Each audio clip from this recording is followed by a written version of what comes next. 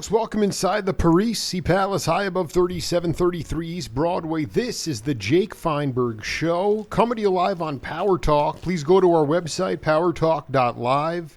Download our free app and stream all of our live local programming, including Solomon on Blast, the Jim Parisi Show, and yours truly, the Jake Feinberg Show. Can't thank you enough for making us part of your day today. And without further ado, I want to bring back a friend of the program, a gifted multi-instrumentalist and a guy who has been doing it for decades, finding a way to sing for his supper, and traveling the world, seeing the world, and playing for appreciative audiences all over the place. Still doing it. Lou Tabackin, welcome back to the Jake Feinberg Show. Hi, Jake. Nice to be here. Did you catch that? That was just the intro of the track. Did you catch that track at all? What track was that? That was a cover of Joni Mitchell's Woodstock from Barry Miles' White Heat, 1971, with Tabackin on flute. Was that me? I don't remember doing that. I loved you were rocking at that point a beard that any Hasidic Jew would have been proud of at that time too. I mean, your beard was exemplary at that time. Anyway, I remember. Oh man, that's. I don't remember exactly that. I remember doing something for Barry because I met him actually when I was in the Army in Fort Monmouth, New Jersey, and he used to come to this place and sit in, and he played the piano. He originally was a drummer, I think. You're 100%. Was it the Red Hill Inn? Where was it in Jersey that he would sit in? No, it wasn't anything that prestigious. I was stationed at Fort Monmouth, New Jersey, and there was a bar hired me and a bass player to accompany a singer, quote unquote. And this singer, I guess she was attractive to a certain type of middle-aged man, but not too high taste. And she played the piano and she sang tunes, and the only way you can tell the tune was through the lyrics. She stayed away from the melody, stayed away from the harmony. Just like a good singer, and just utilize her assets. Right.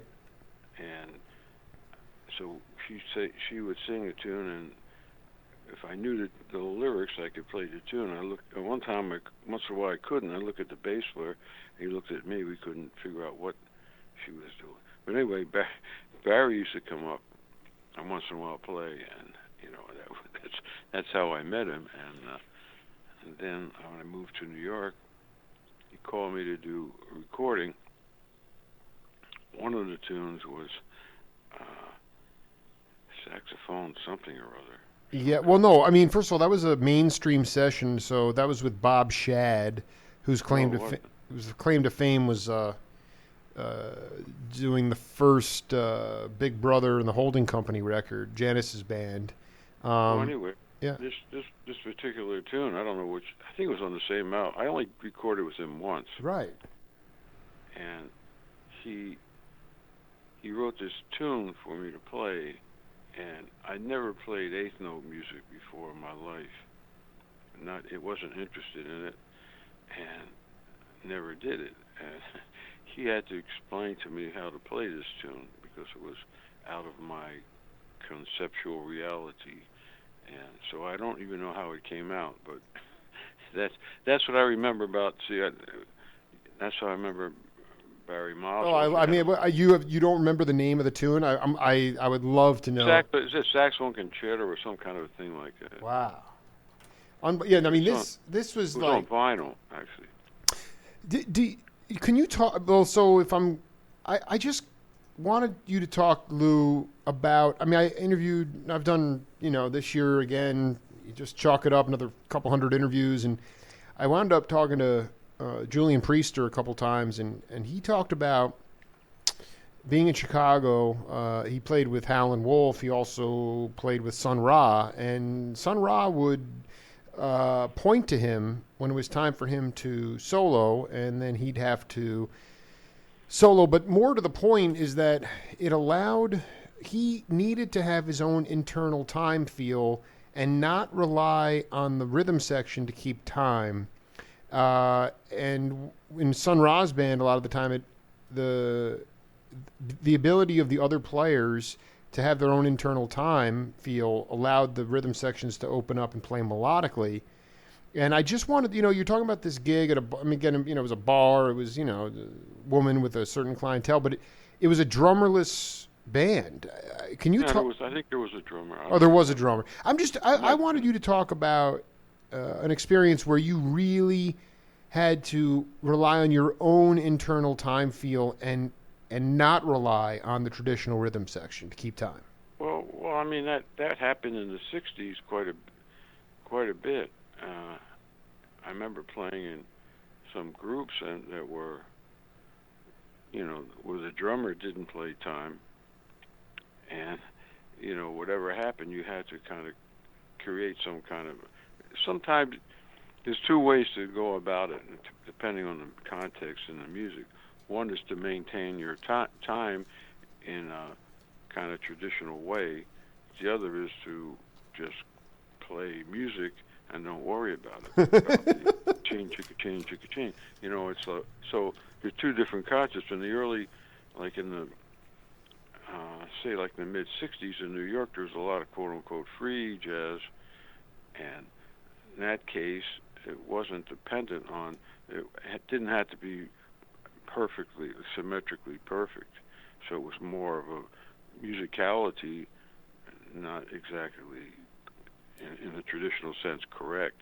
On the other hand, when you're playing in, I'll put it this way: suppose you're playing as unaccompanied, and then you have to depend on, like when I talk to young people, I tell them to try to be able to maintain, tempo, maintain harmony, maintain everything by yourself, and not depend. You're not depending on the drummer. You should never depend on a drummer. I mean, that's fool's gold. I mean, it's not the way you're supposed to. Everybody has their time conception, and hopefully it comes together. It communicates. So I don't know if that answers your question. No, actually, I'm looking for you to talk about. It's scintillating for me. I mean, at the time, you had Tony Williams and Ron Carter breaking. They in '65 or so. I mean, they'd be taking a traditional American songbook tune and playing the head of the song, and then they'd be breaking up time and form.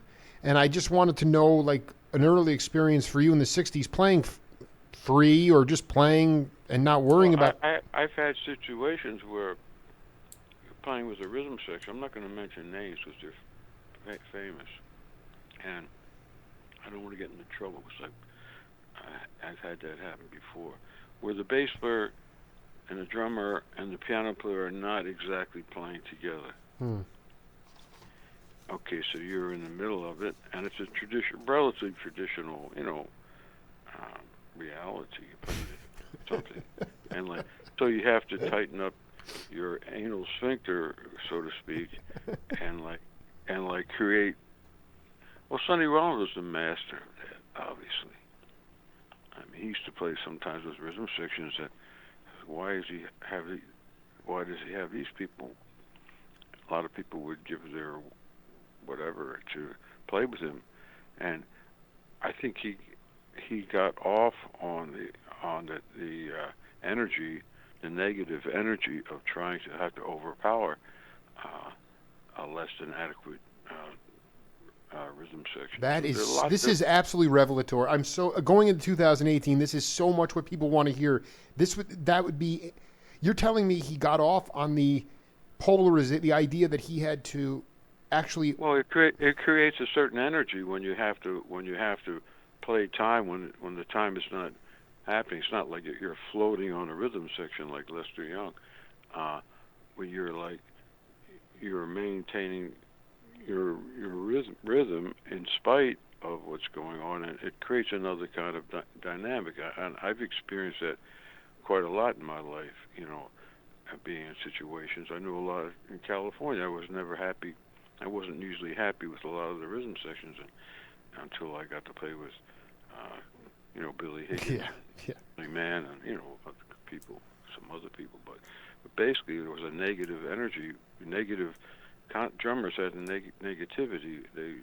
They weren't trying to play with the right spirit, so you had to almost do just in terminology it's called bogart, like play through it, and that's good in a way. It does create a certain energy, but on the other hand, when you do have a really good rhythm section, you have to be careful not to do that. Kind of cool it a little bit. So, but anyway, there are a lot of things to deal with in that situation. I had it reminds me of an interesting experience. I was playing in the Carnegie Hall Jazz Band, and there was a tribute to Miles Davis. The whole program was tribute to Miles Davis. I think Garnett Brown was directing the music. So they're playing "Someday My Prince Will Come," and he points to me, same kind of scene like you mentioned, to play a solo.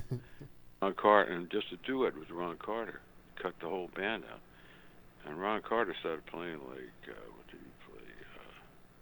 4 Against 3, or played some very, creative approach. And I'm in Carnegie Hall is not a great place to play for that. You don't really, the stage is not great to play on. It sounds great in the audience, but so it's not it's like time can be elusive in that stage. On the bandstand, yeah. Bandstand, and there was no. So Ron was doing all this shit, and oh my God, I'm thinking to myself. So I just had to really concentrate on 1, 2, 3, 1, 2, 3, and play, and I finished it, and I got a call the next day from Sony Butler. He was head of Sony Jazz Department. His first name escapes me. He wanted to see me, so that was what I did was so great. He wanted to sign me in some contract. But anyway, so you never know how this stuff is, and you're in certain situations that are not natural, and you just have to find a way to make it happen on the terms that you can. So there are a lot of situations like you mentioned with Julian, that happen, and you just you find your way to function. If it's in a traditional, quote unquote, traditional sense, and you have to play the form and the time and the harmony, and you do it. If it's in a free jazz situation, you just go with the spirit of the music, and you don't worry about it being quote unquote correct. There is no correct. You're 100% right, Lou. And I just wanted to know. This is so interesting. So you have maybe a rhythm section that the Sonny Rollins example is interesting. But did you get a chance to play with guys where it did work well, and it like Beaver Harris or Sonny Murray, where you were just where you were basically just in the spirit of the music? I mean, we talked in our first interview about, you were eventually Elvin, when Joe Farrell couldn't make gigs, you were the sub and you'd show up. So, I mean, you were playing polyrhythmic music already, but in that early 60s period when this musical conversation was really occurring, bebop was moving on into this more musical conversation. I hate the word free jazz, but did you get a chance to play with these guys where the rhythm section, it did work for you, where they were playing melodically and you weren't relying on them at all to keep time? Well, of course. I mean, I used to play with a drummer. His name was Sonny Brown. Sonny Brown. And he was very musical, and he just played, and it was fine. I remember one day playing with Sonny Murray. To be honest, I didn't know what to expect, and I didn't get much. It was it was you couldn't think of whether it was a time or rhythm or or anything. It's just like musical, hopefully musical conversation, whatever. Nothing to do with traditional rhythm. And then Sonny Brown was in the audience. He said, "Man, I thought they say I play far out." No, I mean you accept. Uh, like I took pride in the fact that I could play with just about any situation in those days, whether it was out music, it was swing music, bebop music, or whatever. Whatever the terminologies are. I didn't believe in terminology. I believed in it's more of a Zen approach. You play in the moment and in the situation. So No, I love it. No, I mean this is absolutely. You were. I just transcribed. I didn't put it up on Facebook yet, but Haskell was playing West Coast bop, and you were playing East Coast burning Coltrane-esque music. I mean, you're hard scrabble South Philadelphia, but there's that the Zen quality of the music cannot be overstated, and so many of those guys, Duke Pearson, Donald Byrd, they just seemed to. I don't know. Time was just loose, and I look at people today coming out of academia. It's like you create these institutions, and it's like, we're going to have a jazz program, and you're going to learn everything there is about this idiom, and then you're going to do it. And last time I checked, any of the pioneers of the music were always searching for fertile new ground, always searching, always seeking. And, was there a period of time in your career where you felt collectively in a unit, could have been with Toshiko or anyone, where you felt like you were creating new musical vocabulary on the bandstand? That's an interesting question. And I just want, while you think about it, my argument is that you can't create musical vocabulary in academia, period. Well, put it this way. I don't know if you can or you can't, but it reminds me of this is a little bit go with it. Off. It was a Thelonious Monk. I read this in Chamber Music magazine, and Thelonious Monk was a prodigy classical piano player, believe it or not, and he auditioned for, I think it was Juilliard or something, as a young person, and anyway, they chose someone else who was not as good as Thelonious. Thelonious was probably a racial problem in those days, so they got the white guy. And anyway, years later, the guy that beat him out in this audition went to see Monk, and he said, "No, Thelonious, you should have gotten that scholarship. You played much better than I did." And Monk said something like, "Well, I'm glad it didn't happen because they would only have ruined me." Which he was right. Yeah, right.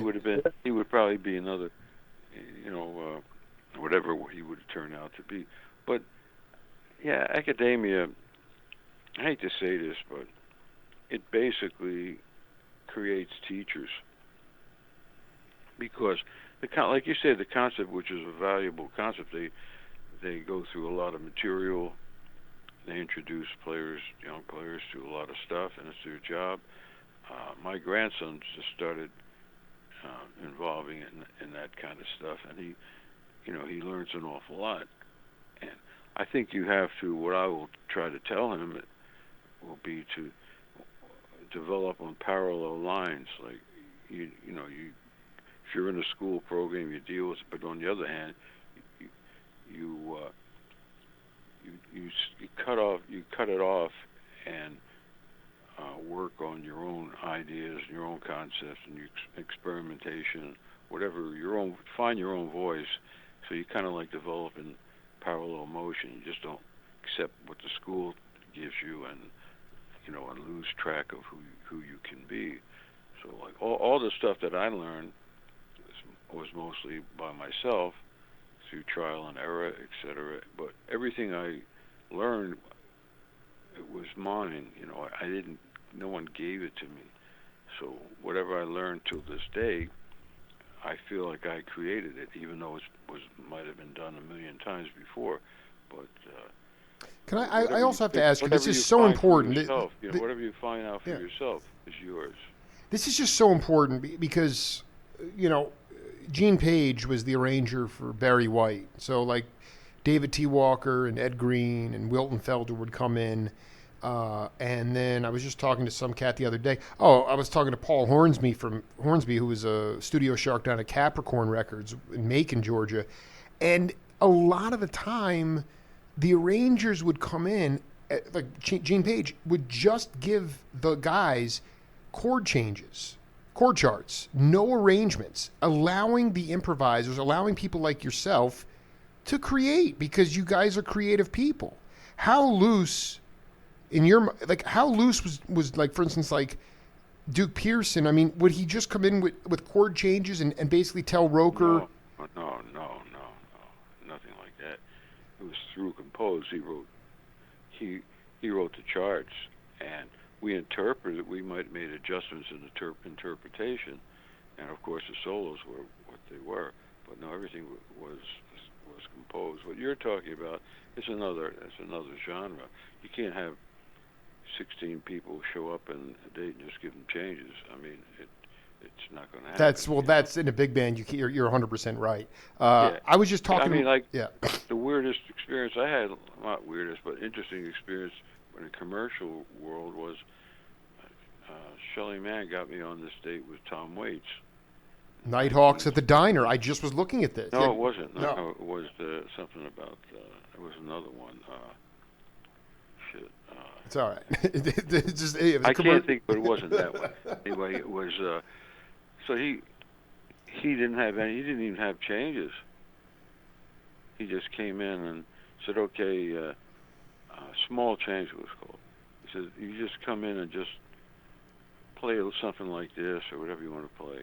And he didn't have anything, and you just had to play. And also wasn't even. It was what do you call it? It was direct to 2-track. So whatever you played was there. They couldn't take it out, or you couldn't fix it or do anything. So that was like totally, for a commercial date. That was totally. We're given nothing, no information. Just had to listen, and he might make a suggestion on what type of thing he wanted, and that was it. And we also did a couple sessions with the string section with the same thing. No information. Just use your instinct. So that kind of those situations exist, but in a big band Duke Ellington supposedly. I know that. Early Count Basie, a lot of the music was just called head arrangements. Guys make up a chart. I remember doing a gig with Thad Jones and Mel Lewis a long time ago, obviously, and Thad was drinking a little bit. And we're on a bus, and we get to the gig. It was an outdoor venue. He decided he didn't want to play. He just didn't want to play any of the charts. So we just started, if we do like maybe a blues or I got rhythm, he'd call out some riffs, we start playing. He'd have guys come out in front of the band and play. We did the whole gig without any arrangements, which I'm sure the people might have been really pissed off if they expected to hear some of them. But anyway, those things can happen in that kind of environment. Count Basie did a lot of that. And Duke Ellington, I guess, did some of it where guys changed stuff, and it was more of a collaborative reality. But, in a quote-unquote traditional big band, stuff is usually written. Yeah, I would also argue that you came up at a time when the audiences were there to wash away the dust of everyday life and weren't so, catered to now, where they expect to hear something. I don't know. To me, it's like part of the spontaneity of jazz or just melodic improvisation in general is the idea of people going to see something and not expecting to hear what's on the record. And that formulaic thing is just, bothers me to no end. But we have a game on this program called Name That Tune. I want to put this tune in for you, and then we'll come back and break it down, okay?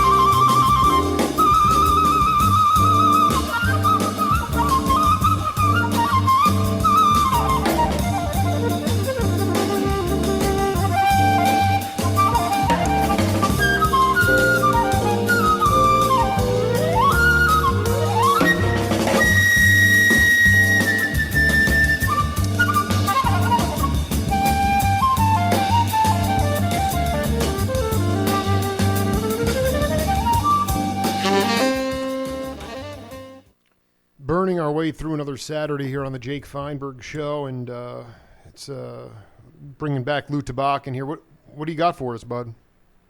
I don't even know what that. What was it? I mean, I just love dusting off this stuff. I mean, I know you must still have your vinyl collection.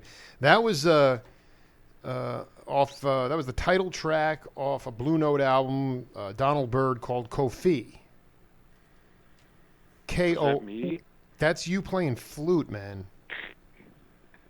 I mean, that is the most burning thing. I mean, I listen to that almost every. I just get off on that. You know, I want to. You know, I was interviewing Charlie. All I know about that date is that a couple things I know remember about that date. This is way back to 60-something, 60s. It looks like 60, somewhere between 69 and 70. Okay, well, he says, Donald. He said, "Well, I want you to play a little out on the flute. I don't want, and so whatever that meant." And I tried to do, I don't know what I was trying to do, but I was trying to do. Anyway, I played and then I remember that, and I remembered Ron Carter was on the date. I think if I'm it was a huge part of the Pearson big band. It was Cranshaw played electric, Carter played upright, and Mickey, Danu, Romano. But yeah, Carter was on that date, definitely. Yeah, he mentioned, I think your low D is a little flat. Carter said that? Well, it was cool. It was. I mean, and like bass players can tell because their open string is D, so they can if you play it. And like I said, well, thank you. I think that's really good when musicians are not afraid to communicate. You can say, that was flat. You communicate what they hear, and then you can concentrate on and try to adjust. I remember are you sure it was 60s No, I think it was earlier than that. The write-up says recorded between 69 and 70. Yeah. This album wasn't released on Blue Note. It actually was not released, according to this note, on Blue Note until 95, which is. Might be another track. I don't know. I don't remember that. I'm just saying you're whatever. I mean, the late great Frank Foster was on it, but you're the only flute player on it. That was absolutely you. It was me. I don't know. I don't recognize myself in that context. But anyway, that I remember doing an album called Kofi, but I don't even remember that track. But anyway, that was what it was. And he said, yeah, a lot of flute players now, I want you to play a little bit out. So that was in my limited way, trying to play out. But that was. Well, I mean, I just want to, I want to read you this. I had a chance to do 2 interviews with Charlie Neville this year, and I just want to read you this quote from what he said to me, and then get your take on it. He said, Sonny Stitt told me years ago, he said, man, you got to know your horn. I said, well, what do you mean I got to know my horn? He said, you got to learn all the scales. I told him, I don't want to play no scales. I just want to play bebop. He said, look, man, the instrument is constructed based on scales. There's nothing that you play that doesn't come from a scale. How can you get to play in any key? You learn all the scales. A scale is like a cube. It's got 6 sides. That's one side of the cube when you learn the scale up and down. And that cube is filled with a bunch of smaller cubes, all the principles and the triads and the 7th chords. And it just sort of blew Neville's mind open. And some cats today would say, Gary Bartz, for instance, teaches at Oberlin, and he says some of the students, their ears are locked. And did you feel like your ears got unlocked because you were able to learn every tune and every key? I never did that, to be honest. Really? Yeah. I mean, I play tunes in different keys and stuff, but I never made it a point of trying to play every tune in every key. Like some people do that, and there's a value to it because it unlocks certain things. However, I had a discussion with Jimmy Heath once. We talked about that. He said, yeah, you play everything in every key. I said, yeah, but I understand that. But on the other hand, every key has its own character.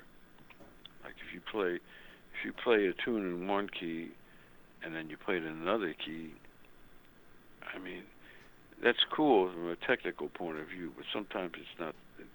From a musical point of view, it's not. It's not what you think it is. I mean, Ben Webster used to play Over the Rainbow in the key of A for some reason. Now, I guess he had a certain, I don't know, because it's not a great key for the saxophone, but something about it that he liked. Like a lot of guys play in the key of, older people play in the key of D flat because you have on your horn a low B flat, which is arguably the best note on the horn if you can really do it right. And so, I mean, keys. I look at keys have their own ethos, their own character, and I kind of fool around and say, how would this sound better? Would this song sound better in this key? And I experiment with that and those kind of things. But I never made it a point. Like George Coleman would play like Cherokee in every key. I think it's like I think what Stitt was talking about was the fact that it's basically it gives you facility and it gives you the ability to not get hung up on certain keys, and if you play in every key, then technically you're more together. Like he would play in every key on the gig, but on the records he played in all the traditional keys. I'm talking about Stitt. People would sit in with him. They say, "Oh, I get up on the bandstand and he start playing Cherokee in B." But if he got on the recording, he would play. If I'm correct, he played most of the tunes in traditional keys.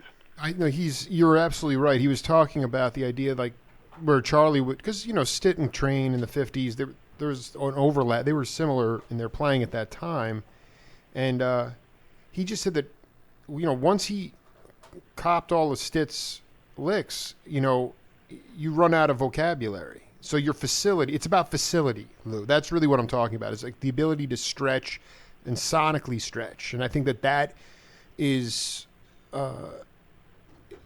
that's more what he was getting at. Also, this is nothing. There's no one I'd like to ask more about this going into 2018.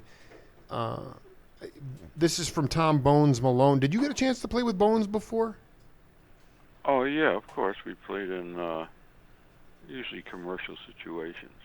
I want to read you this because I really want, and then I want your definition of this. But we did an interview. I think it was earlier this year. He said, again, I hate labels too. I'm really more from the Duke Ellington school. But this is what he said. He goes, "Jazz for me is any music that has improvisation. It's not just swing music. It's not just rock music. It could be Latin. It could be New Orleans music. It could be R&B. All these art forms, to my experience, all have improvisation in them. I have a very wide definition of jazz. I remember somebody commenting on the list of musicians at the New Orleans Jazz Festival. They said, where's the jazz? I said, well, jazz depends on your definition. Some people think of it as swing, and Charlie Parker and Miles. My definition is much bigger and includes many different styles of music that involve improvisation. Improvisation is where you make up a melody in relation to a musical form that is being played by a rhythm section in any style of music. Some notes sound better than others, but you play with a dissonance when you improvise." And he goes on. I can totally disagree. Now go ahead. The floor is yours, my man. It's totally bullshit. Is it bullshit? Yeah, it's bullshit. I mean, it's like there's improvisation in all forms of music. I mean, in the old Baroque period, they improvised, and and in concerto forms, they improvised cadenzas, but you wouldn't call it jazz. And I mean, you can open up the definition of jazz. It's a very personal thing, but you can't go that far to say anything that's any kind of improvised music is jazz. That's stupid. I mean, it doesn't make any sense because improvisation existed before jazz, before the term existed, before the music existed. But I mean, a lot of it is based on Louis Armstrong's. You know it when you hear it, that kind of concept. But there is a tradition that you have to. My attitude about it is there is some essence that has to be in the music that's related to what we call jazz. You can get into terminology. You can call it like Nicholas Payton started some shit. I don't know. Black American music. Black classical music, yeah. But whatever you want to call it, you can come up with your own terminology, and it's fine. But you can't make it that broad, a definition, because then it means nothing. It only means nothing. Could you talk to the audience about the essence, what some of that essence needs to be in the music in order for it to be improvisational, melodic improvisation? Nothing to do with melodic improvisation. That's up to you. But the elements that I think are important, there has to be a touch of the blues in there somewhere. I mean, not overtly, but there. I like to hear a little. This is my. This is why I'm asking. I want the Tabackin approach to this. I got into trouble with the Lenny Tristano people a long time ago. So I did. You've been getting into trouble your whole life. What are you talking about? Yeah, exactly. Because I try to tell the truth as I see it, which is not always popular. But I did a date with Warren Marsh, and anyway, we did a date, and I thought it was fairly successful. And after we got together to listen to, in those days tapes, smoking a little dope, and he made some stupid comments about only one way to play the tenor saxophone, and that's like Lester. And he went on to say that Coltrane fought the horn and Sonny Rollins played too long. All this total bullshit. And so, I mean, I couldn't believe it. And then I don't know, I got interviewed and I talked about it. I said the problem with the quote-unquote Tristano school, which is kind of very interesting music, but they try to take the blackness out of the music. Interesting. The blues. Yeah, basically, yeah. Warren said, well, I said, what about the Hawkins school? He said, well, they bend notes. What the fuck is that? I mean, bend notes. Of course you bend notes. Whatever you do, it, it's like I just got the feeling that they were trying to make it an intellectual exercise. Bird was okay and Lester was okay. I guess they weren't black, but they had a certain kind of a quality that they had which was more maybe I don't know how to describe it, but more clear and less mushy, whatever. I don't know what the word is. But anyway, as far as like what we're talking about, I mean, there has to be certain elements. Otherwise, like you have a basic jazz music, and then you bring in elements like Latin music. Dizzy Gillespie did a lot. He brought in, Afro-Cuban music, and it kind of coexisted. And people bring in all kinds of things, but you can when the thing that you bring in dominates or overwhelms the jazz essence. I mean, to me, I find that a little problem. You have to call it something else. I think maybe the whole thing is people, you just don't say jazz anymore because I like to say jazz because I know what I think it is. So I'm happy with the terminology jazz music. It's very years ago jazz was a negative term. It was considered devil's music. And as jazz got more respectable and in the 50s it became the darling of the college students, Dave Brubeck, the modern jazz quartet, all of a sudden this music became respectable. And so it became respectable music. So now you had jazz festivals, and they call them jazz festivals because now jazz is respectable. And it's like kind of utilizing the name and the image and kind of not, like you go to a jazz festival, half the time I don't even know anybody on the program. And there'll be like one or two quote unquote jazz groups, and they're just token. Well, I mean, the great bass. I actually used melodic improvisation instead of the word jazz. Putter Smith told me that. I mean, I think that word has 12 different meanings to 12 different people now, and it's really unfortunate. Then you get into what is melodic and what is Well, I mean, you can come up with all these terminologies that you want, all the new names that you want, but you can't escape it. Jazz rears its ugly head, and there's jazz has a tradition, and its tradition is extending itself, and and it's beautiful. It's a beautiful tradition, and it extends itself, but it doesn't. I don't like it when it gets totally overwhelmed and they just use the terminology. Anyway, maybe the whole thing is not even have labels and forget about it. Well, and I just think to me it's about I don't care. I would have been dancing to you and Elvin, so it's got to be danceable music. It's got to have blues. It's got to have dynamics, because it's got to. I mean, ultimately, you got to wash away the dust of everyday life. That was what Blakey's comment was. And I mean, all I'm saying is that whether Bones thinks it can fit improvisation, jazz can fit into all musics, or the bottom line is that labels have stratified music so much that vocabulary it's impossible to grow new vocabulary unless you're on the bandstand consistently, and that's more the crux of it is. Like you talked about, that's another thing. I mean, like in the earlier times, musicians played all the time. They played every day. Like bands would go on the road, they play 6 nights, sometimes in a matinee, and they'd be playing. So by the time they're 25 or 26, they're pretty together. Of all that playing. I mean, Bird died when he was 35. Like people like my generation, we don't really develop until we're 40, around 40, because we don't play as much. We're not playing, that consistently. So it takes longer to find your voice and find your idiosyncrasy.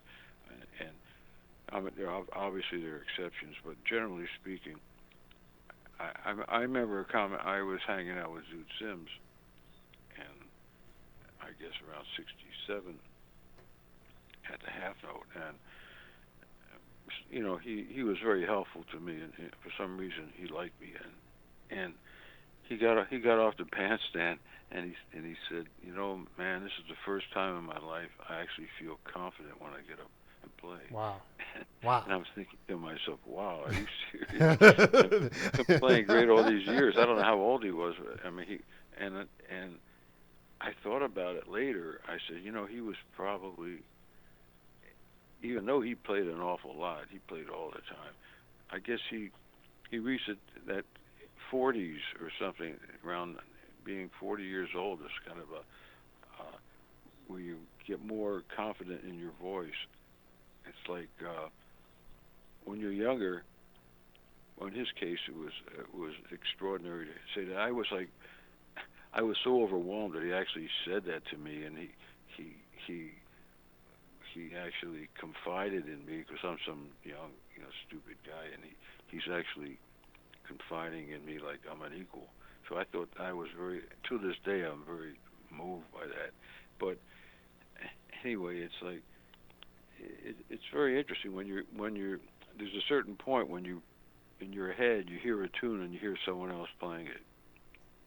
You say, well, you hear another player playing it, and then you go on. Eventually, you reach a point where you're in your head, you hear yourself playing it. That's right. That's it. It takes a long time to reach that point. At least it did for me, and probably most of my peers. And then you realize, oh, this is who I am, except the idiosyncrasy. And when you first start playing, you want to get rid of the idiosyncrasy. You want everything to be so perfectly clear and clean and unadorned. And then you realize that you have a voice and you have an idiosyncrasy, and you have to cherish it. And when I tell younger players, I say, when you play, you finish the note. The note, how you end a note, is your signature. It's like a painter signing his painting. When you end a note, the nuance is your signature. If you hear all the great players, they all had wonderful personal nuances, like Bird and Hawkins and Bias. All the great players had their signature. So it's the last thing anybody hears, and it's basically who you are. Academia, they don't talk about that. Everything is clinical. You end a note. You play the lick and you end the note. That's it. So, I mean, that's yeah. Well, that's something that's you're important. you're Lou. I got a band, a quartet coming in here. Drummer. There is a drummer, so we're gonna be keeping time here. But I'm bummed that I'm not going to be able to see you when you come to the Tucson Jazz Festival in a few weeks. I'm going to be in New York. No, we've already been through that. At some point, we got to connect in person, man. And I love your point of view, and man, I hope that you also say to younger cats like what Zoot told you. I finally feel comfortable playing. No matter how people perceive the individual, they might be their hero or something. It's what they, it's like what the player actually feels and where he feels about himself, and there are periods when you feel pretty good about yourself. You feel fairly good. You never feel great about yourself, and there are periods where you feel like, oh man, why am I even doing this? I'm so terrible. So it's like those are things that you just go through and you work your way out of it. And then when you go through a down period, you hope that when you get out of it, you'll learn something and you'll become better. So there's a lot of stuff to talk about. I'm looking forward to going back to. I have a couple gigs before Tucson. One is in Half Moon Bay, Bach Dancing, and the other was Kumba in Santa Cruz. I used to play those venues all the time. And then it's been so many years since I did that. In Tucson, it's a new festival. Well, I just would have you come in the studio and just blow. And we would, in any event, safe travels. I'll get you a copy of this. I got to find that piece, that Barry Miles piece. That I'll try to dig that up for you and send it along. That It's okay. It's not important. It is important to me. Anyway, well, nice talking to you, Lou. Jake. Much love to you, man. Happy New Year. Happy New Year and to you. We'll be in touch. I hope 2018 is something positive happens. You know, it's kind I can tell you right now, this is in. I don't know about your lifetime, but at 39, I can say that this year is the most pivotal year in my entire existence. We are either going to go full throttle into autocracy or remain a banana republic. Not great options either way. Yeah, I mean, like this year has been a downer. It's affected my life and the life of many of my friends in an undescribable way. I thought that this might be the time for jazz music to become protest music again. And let me tell you something. The dude that's controlling the mood switches is 71. So you guys got no excuses. Get up there and roar, man, and don't stop. Well, that's just no way of, you know. Of course, that's going to happen. But anyway, Yeah. I know you've got something to do. Yeah, no, we got a group coming. But yeah, much love to Toshiko. We'll be in touch and have a great gig here, man. I'll talk to you soon. Okay, Jake. Bye. Later on, dude. Legendary musician and better human being, Lou Tabackin. We'll be back with the first iteration of Organic Creation, a quartet of cats that coming together to demonstrate the art of the rhythm section and groove. We'll be right back on the Jake Feinberg Show.